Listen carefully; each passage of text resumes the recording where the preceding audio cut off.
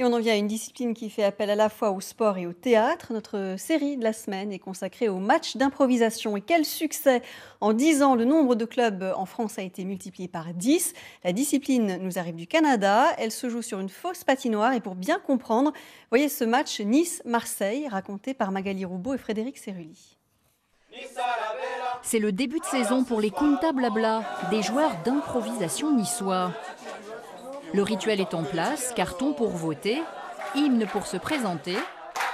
Et la rencontre entre Nice et Marseille peut commencer.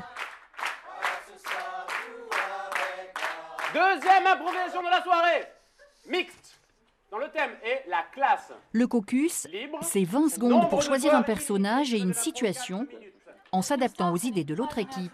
Écoute, je ne ressens pas. Je sais, justement, moi je me dis que tu vois, quand tu es une star comme moi, à un moment donné, c'est ça que tu viens de peindre là? Ça, tu penses que vraiment ça me met en valeur? Tu penses que vraiment... Stéphanie, c'est un miroir! La table!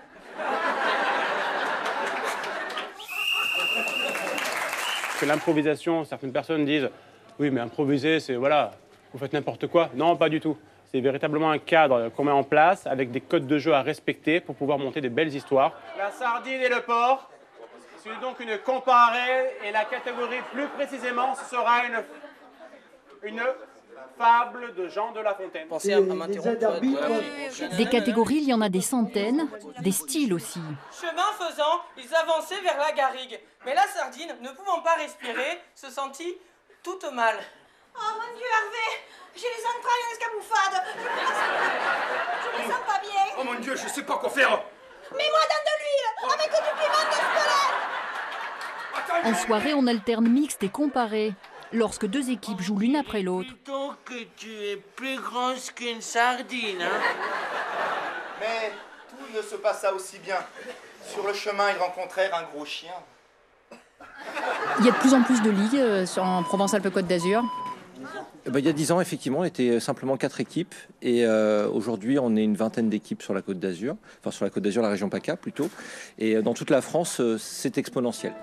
Choisir l'ambiance si populaire des matchs de hockey pour amener le public à découvrir cette forme de théâtre, l'idée vient de 2 Canadiens comédiens.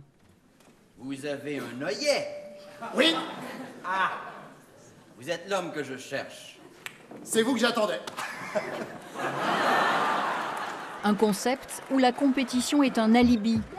L'autre n'est jamais un adversaire, toujours un partenaire. Alors, on va jouer ensemble sur ce qu'on appelle la patinoire.